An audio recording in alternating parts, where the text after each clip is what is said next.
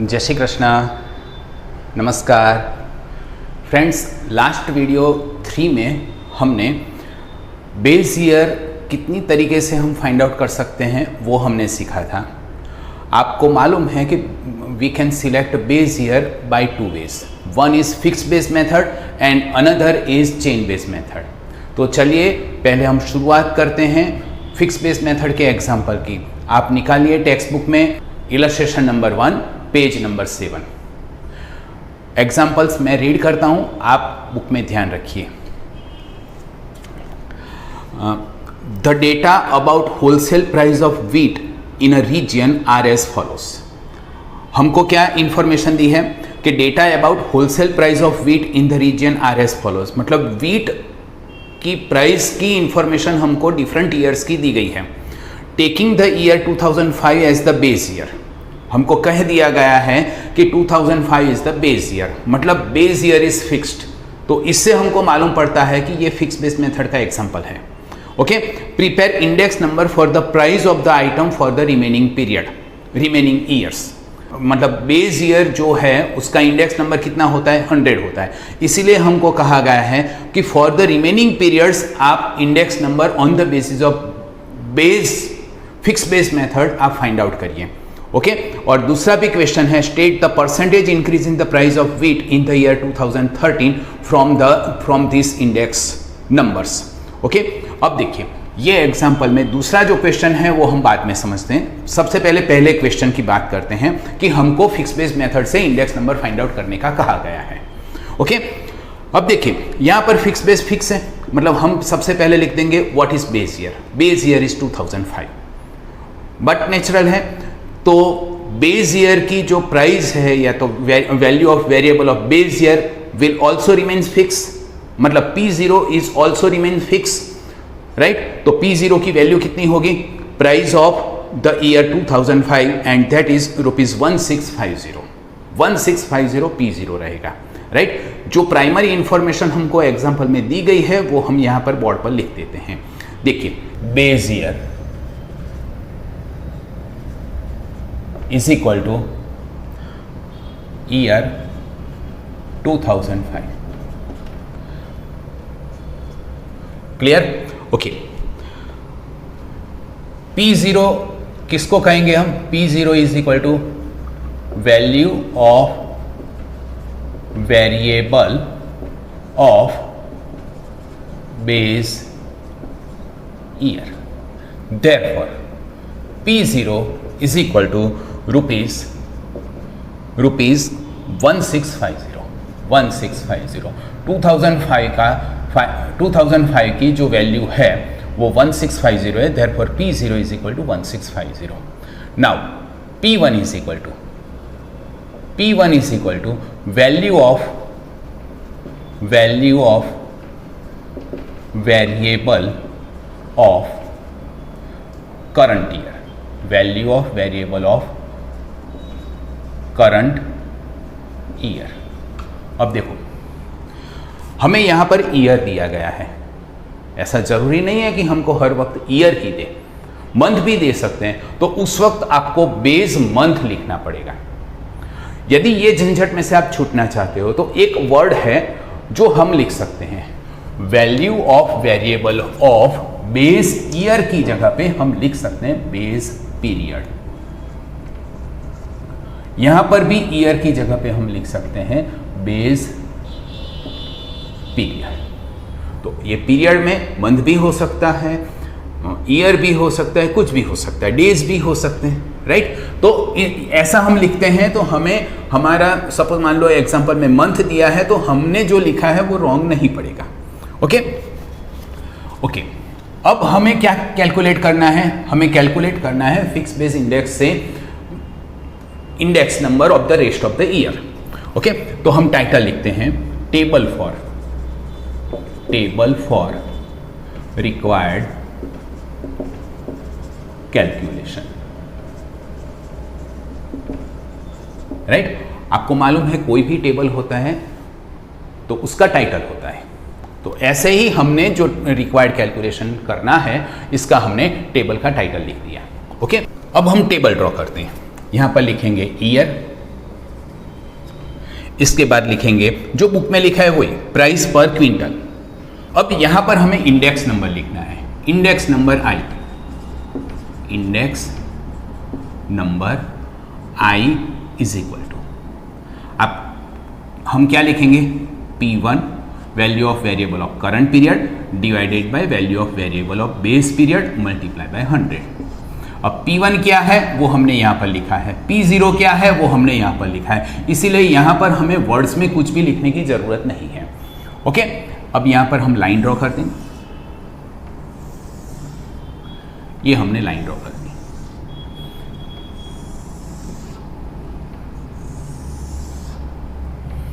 अब मैं यहां पर ईयर लिखता हूं, ईयर 2005 टू 2013 है, मैं लिख देता हूं फ्रॉम 2005। अब ये 2005 लिखा, इसके बाद आपको 2 लाइन कम से कम छोड़नी है क्योंकि हम कैलकुलेशन यहां पर दिखाएंगे और कैलकुलेशन के लिए जगह चाहिए, इसीलिए इसके बाद आपको 2 लाइन छोड़नी है। तो 2 लाइन छोड़ने के बाद आप लिखोगे 2006, ऐसे ही आप अप टू 2013 तक लिख दीजिए। मैंने यहाँ पर 2013 तक लिख दिया, आपने भी लिख दिया होगा। ओके, अब इसके सामने कॉरस्पॉन्डिंग जो वैल्यू है 2005 की, 2006 की, वो भी अप टू 2013 तक जो बुक में दी है वो वैल्यू लिख दीजिए। ओके, मैं भी लिखता हूँ, आप भी लिखिए।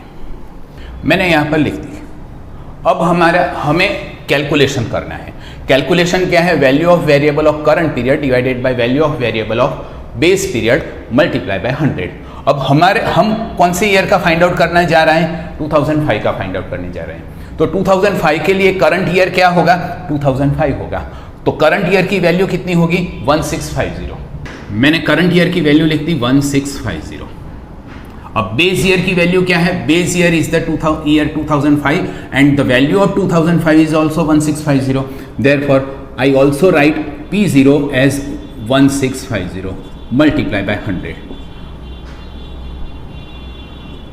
इक्वल टू करके मैं छोड़ दूंगा क्योंकि कैलकुलेशन हम लास्ट में करेंगे। इन द सेम वे अब सेकेंड ईयर, आप फिंगर रखोगे तो आपकी मिस्टेक नहीं होगी। सेकेंड ईयर की वैल्यू क्या है, 1690। अब बेस ईयर तो फिक्स ही रहेगा, तो बट नेचुरल है P0 की वैल्यू भी कितनी रहेगी, 1650 इन ऑल ईयर्स।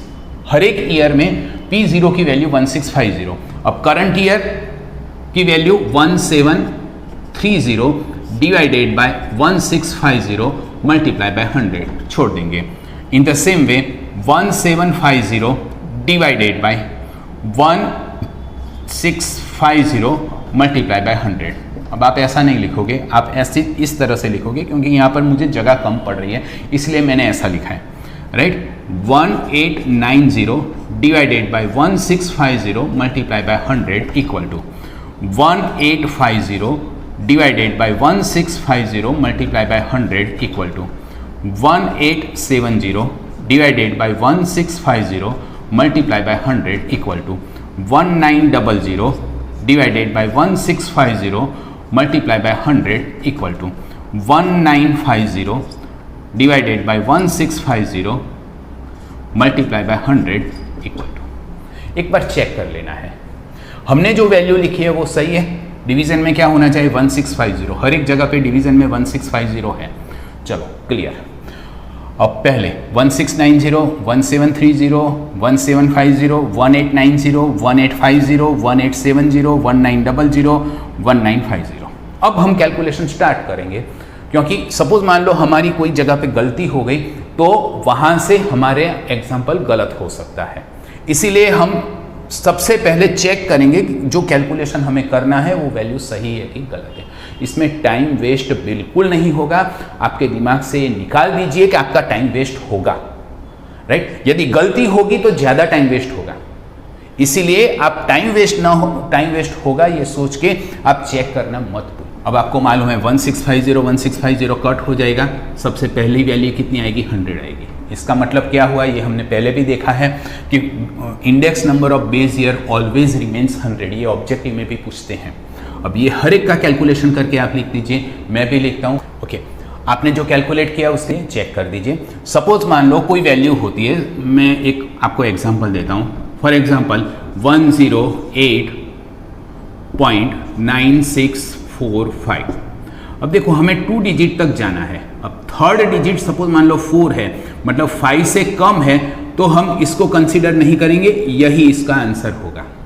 सपोज मान लो 108.96546 समथिंग है, तो ये 5 या 5 से ज़्यादा है, तो इसमें हम 1 ऐड करेंगे, 1 ऐड करेंगे तो वैल्यू क्या होगी, 108.97 होगी। समझे बच्चे?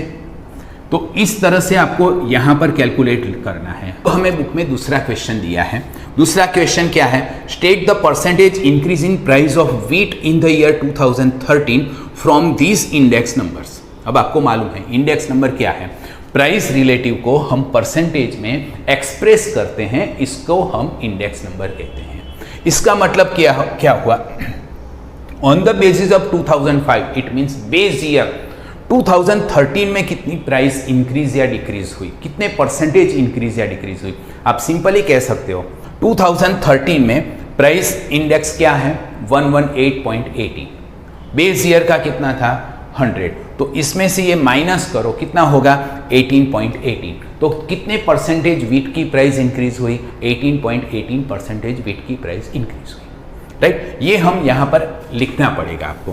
बुक में जो लिखा है वो ही हम लिखेंगे कि percentage increase in the price of wheat in the year 2013 equal to, book का ही स्टेटमेंट निकाल के लिखना है। बुक का ही स्टेटमेंट लिखा है percentage increase in the price of wheat in the year 2013 equal to, हमने क्या किया 2013 का जो इंडेक्स नंबर है उसमें से बेस ईयर का इंडेक्स नंबर माइनस करना है, 118.18 माइनस 100 इक्वल टू 18.18 परसेंटेज, बस हो गया। यदि ये आंसर नहीं लिखते तो आपके 1 मार्क कट हो सकते हैं। क्लियर? चलिए अब हम नेक्स्ट मेथड पे जाते हैं। सेकंड मेथड स्टार्ट करते हैं। दूसरी मेथड क्या थी कि यदि base year is not a normal year, average value of variable of certain years is taken as base year. Clear? तो ये मेथड का एग्जांपल हम स्टार्ट करते हैं।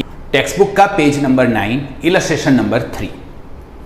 The data about sugar production of sugar manufacturing company from the year 2008 to 2015 are as follows. मतलब हमको 2008 से 2015 का सुगर फैक्ट्री का प्रोडक्शन कितना था वो हमको यहाँ पर दिया है। Prepare index number by fix base method, हमको स्पेसिफिकली कह दिया है फिक्स बेस मेथड से आपको इंडेक्स नंबर फाइंड आउट करना है, मतलब बेस ईयर कैसा रहेगा, फिक्स रहेगा। ओके, आगे पढ़ते हैं।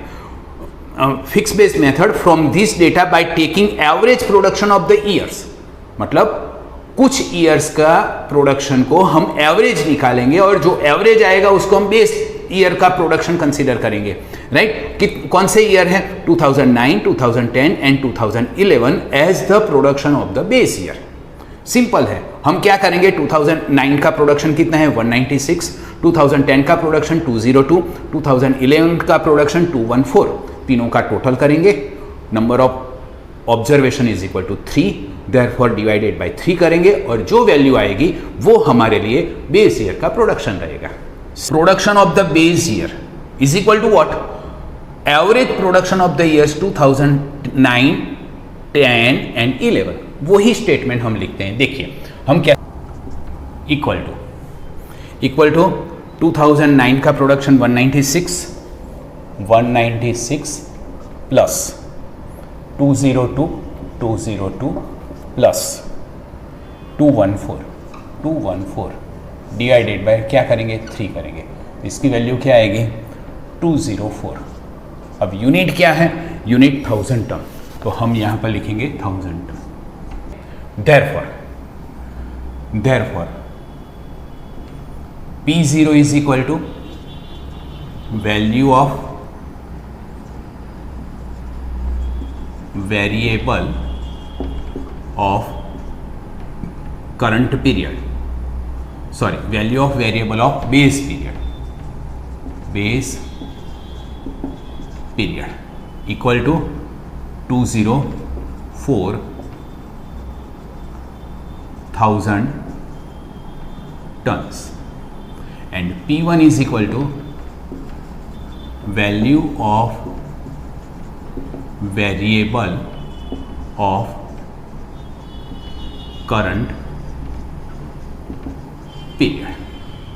जो पहले जो हमने लिखा था सेम टू सेम, बस यही चेंज हुआ। ओके, जो पहले हमने किया था वही स्टाइल से हमें एग्जाम्पल लिखना है। अब हम क्या लिखेंगे यहाँ पर, table for required calculation, table for required calculations.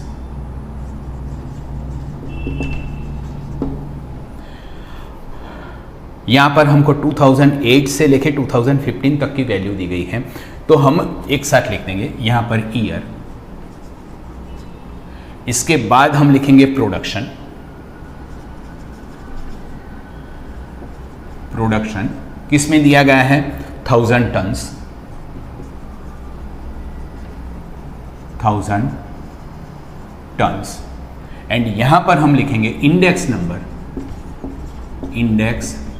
Number I is equal to P1 upon P0 multiply by 100। P1 क्या है, ये रहा, हमने लिख दिया है। P0 क्या है, हमने लिख दिया है। इसलिए यहाँ पर हमें वर्ड्स में लिखने की ज़रूरत नहीं है। मैंने पहले फर्स्ट एग्जांपल में भी कहा था, आगे के एग्जांपल में यहाँ पर जो लिखते हैं उसके बाद 2008 है, सबसे पहला साल 2008 है, तो इसके बाद आप 2 लाइन छोड़ोगे, 2008 टू 2015 तक है। आप लिख दो, मैं भी लिखता हूँ।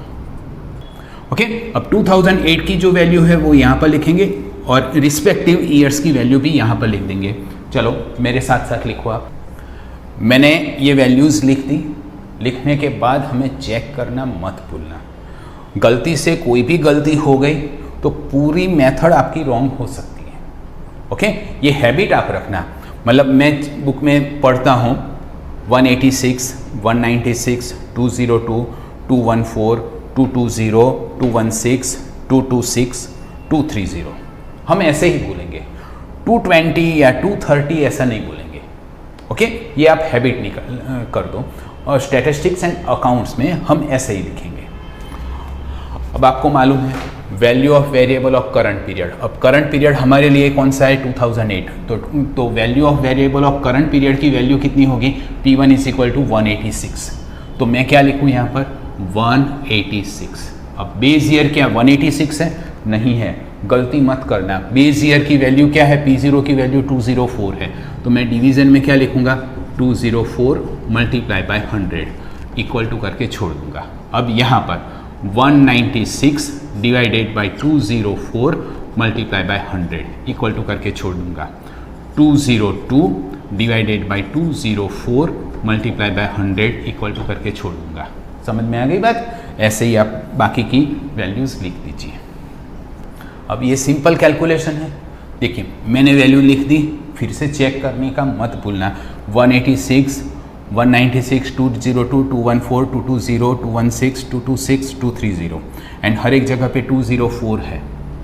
राइट, ऐसा भी हो सकता है 204 की जगह पे 196, यहाँ पर आपने 186 लिख दिया तो रॉन्ग हो सकता है। प्लीज़ चेक करना मत भूलना, ज़्यादा टाइम नहीं जाएगा। अब ये कैलकुलेशन आप कर सकते हो कैलकुलेटर के ऊपर। आप कैलकुलेटर के ऊपर कैलकुलेशन करो, मेरे साथ कंपेयर करो। चलो देखते हैं कोई गलती हुई है कि नहीं हुई है। चेक कर लीजिए। सबसे पहले का 91.18, 96.08, इस तरह से आप चेक कर लीजिए, वैल्यू आपकी आ गई होगी। ओके, कोई दिक्कत है, कोई डिफ़िकल्टी है, प्लीज़ मुझे मैसेज कर दीजिए। मैं मेरा व्हाट्सएप नंबर स्क्रीन पर दे रहा हूँ, आप कृपया इस पर मैसेज करोगे तो मैं आपको पर्सनल में रिप्लाई दूंगा। ओके, देखिए फ्रेंड्स कितनी सिंपल मेथड है। अब थर्ड मेथड कौन सी थी, chain base index number. Chain base index number में क्या है, बेस ईयर फिक्स्ड नहीं रहता है। अब हम इलस्ट्रेशन नंबर 4 स्टार्ट करते हैं। आपको मालूम है चेन बेस मेथड में, चेन बेस मेथड में बेस ईयर क्या रहेगा, value of variable of preceding year. Right, जो प्रीसीडिंग ईयर की वैल्यू है वो चेन बेस मेथड में बेस ईयर रहेगा। ओके, मतलब हर एक साल बेस ईयर चेंज होता रहेगा। There is not a fixed base year. Clear? Example देखते हैं और एग्जाम्पल में हम समझते हैं कि ये चेन बेस मेथड का एग्जाम्पल हम कैसे फाइंड आउट करते हैं। देखिए, the data about bimonthly closing prices of shares of a company in the year 2014 are given. मतलब 2014 की शेयर में वैल्यू कितनी चेंज होती है वो हमको 2-2 साल के डिफरेंस से 2-2 मंथ के डिफरेंस से दी गई है। मतलब यहाँ पर जो वैल्यू दी गई है वो not on the basis of year. तो हम value of variable of current year लिखेंगे तो ये सही नहीं होगा। हम क्या लिखेंगे? Value of variable of current period divided by value of variable of preceding period multiply by 100। समझ गए आप? क्योंकि यहाँ पर मंथ लिखा है, इसीलिए ही मैं आपको सबसे पहले एग्जाम्पल से मैं आपको सिखा रहा हूँ। आप ईयर मत लिखिए, आप पीरियड लिखिए। ओके, यदि आपके 100 आउट ऑफ 100 मार्क्स आते हैं तो ये एग्जाम्पल में ईयर की जगह मंथ की जगह पे यदि आप ईयर लिखते हो तो आपके मार्क्स कट हो सकते हैं। ओके, देखिए, तो यहाँ पर कोई बेस ईयर फिक्स नहीं है। अब बेस ईयर फिक्स नहीं है तो हमें कोई बेस ईयर लिखने की ज़रूरत नहीं है। पहले हम लिखते थे what is the base year, वो हमें लिखने की ज़रूरत नहीं है। ओके, तो अब हम कहाँ से स्टार्ट करेंगे? डायरेक्ट हम एग्जाम्पल से स्टार्ट करेंगे। क्या लिखेंगे? Table for required calculation. Clear? समझ गए आप? ओके, चलिए हम लिखते हैं।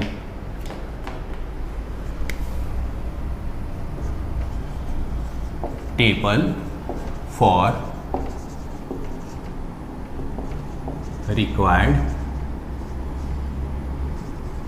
कैलकुलेशंस। यहां पर हमको मंथ लिखा है तो हम मंथ लिखेंगे। इसके बाद आपको लिखा है price in rupees, price in rupees ये लिखेंगे। अब इंडेक्स नंबर, अब हमें यहाँ पर फॉर्मूला लिखनी पड़ेगी। आज से पहले के हमने 2 एग्जांपल देखे, उसमें फॉर्मूला हम यहाँ पर लिख देते थे। P0 क्या है, P1 क्या है, वो हम लिख देते थे ताकि हम डायरेक्ट लिखते थे P1 अपॉन P0। अब हम यहाँ पर क्या लिखेंगे? Index number I is equal to value of variable for current period divided by value of variable for, क्या लिखेंगे? बेस पीरियड नहीं, क्या लिखेंगे? Preceding period.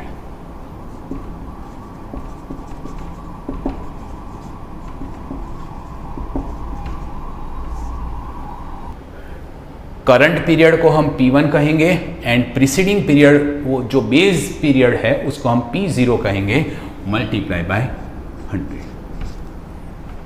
समझ गए आप? क्लियर? अब हम लाइन ड्रॉ कर देंगे। जैसे पहले लिखते थे ऐसे ही लिखेंगे। मंथ में नेम ऑफ मंथ लिखेंगे, 2 लाइन छोड़ देंगे। राइट? चलिए आप मंथ लिखना स्टार्ट कर दीजिए। कहाँ से कहाँ तक का मंथ है? 2 मंथ की गैप है, मतलब जनवरी, उसके बाद मार्च और लास्ट में नवंबर है। 2 मंथ की गैप है, लिख दीजिए। मैंने मंथ लिख दिया। राइट? जनवरी, मार्च, मई, जुलाई, सितंबर, नवंबर। इसकी वैल्यू जो है वो आप लिख दीजिए। 22, 21.20, 21.20, अगेन 22, इसके बाद 23, 24.70, 24.70 एंड लास्ट वन इज 26। लिखने के बाद क्या करना है? चेक करना है। चेक करते हैं अपन। 22, 21.20, राइट? 22, 23, 22, 23, 24.70 एंड 26। हमने जो वैल्यू लिखी है वो सही है। अब हम कैसे फाइंड करते हैं देखते हैं। देखिए, value of variable for current period. हमको करंट पीरियड जनवरी है तो इसकी वैल्यू कितनी है? 22। Value of variable for preceding period, हमको जनवरी से पहले के 2 मंथ की वैल्यू हमको नहीं दी गई है, तो हमें पहले की वैल्यू नहीं दी गई है। तो in case of chain base index number, तो हम जो पहले पीरियड की जो वैल्यू है इसका इंडेक्स हम 100 कंसीडर करेंगे ऑलवेज। ये स्टेटमेंट याद रखना। इन चेन बेस्ड मेथड में मैंने क्या स्टेटमेंट बोला? In chain based method first year या first period index number remains 100। Clear? अब हम सेकेंड इंफॉर्मेशन से कैलकुलेट करते हैं। सेकेंड इंफॉर्मेशन में value of variable for current period 21.20 divided by value of variable for preceding period 22 multiply by 100 equal to जो value आती है वो लिखेंगे। यहाँ पर वैल्यू ऑफ वेरिएबल देखिए, फिंगर रखना, यहाँ पर क्या लिखेंगे हम? 22 value of variable of current period. अब मैंने ये फिंगर छोड़ दी और यहाँ पर लिखा तो आपकी गलती नहीं होगी। 21.20 मल्टीप्लाई बाय 100 इक्वल टू, अब मैं value of variable of current period, तो मेरी फिंगर करंट पीरियड पे आ गई 23 डिवाइडेड बाय 22 मल्टीप्लाई बाय 100। मेरी फिंगर आप देखते रहना equal to value of variable of current period 24.70 divided by 23 multiply by 100 equal to 26 value of variable of current period 26 divided by 24.70 multiply by 100 equal to. अब ये सब calculation आप कर सकते हो। कैलकुलेट करके वैल्यू लिख लो और हम चेक करते हैं आपकी वैल्यू सही है कि गलत है। इसकी value 21.20 divided by 22 multiply by 100 क्या आती है? 96.36।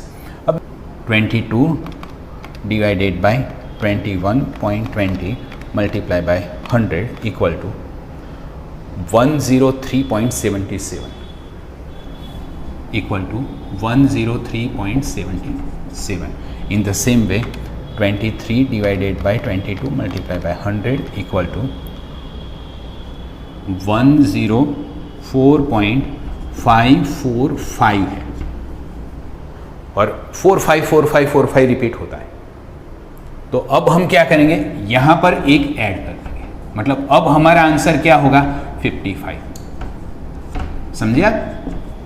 ऐसे आपको एक एडिशन 5 से ज़्यादा या 5 है तो एक ऐड करना है। In the same way 24.70 divided by 23 multiply by 100 क्या आता है? 107.39। इसके बाद 1 है इसलिए हम ऐड नहीं करेंगे। यहाँ पर आप देखो 26 divided by 24.70 multiply by 100 equal to 105.26। इसके बाद 3 है तो हम ऐड नहीं करेंगे। इस तरह से हमारी 3 मेथड कंप्लीट हुई। इलस्ट्रेशन नंबर 5 जो है वो मैं आपको होमवर्क में देता हूँ। तीनों मेथड के कंबाइन एग्जाम्पल है, क्योंकि इलस्ट्रेशन में ऑलरेडी सॉल्यूशन है तो कोई गलती होती है तो आप सॉल्यूशन में चेक कर सकते हो। तो अब हम एक्सरसाइज के एग्जाम्पल ये तीनों मेथड के नेक्स्ट वीडियो में हम सॉल्व करेंगे। Thank you very much. जय श्री कृष्ण।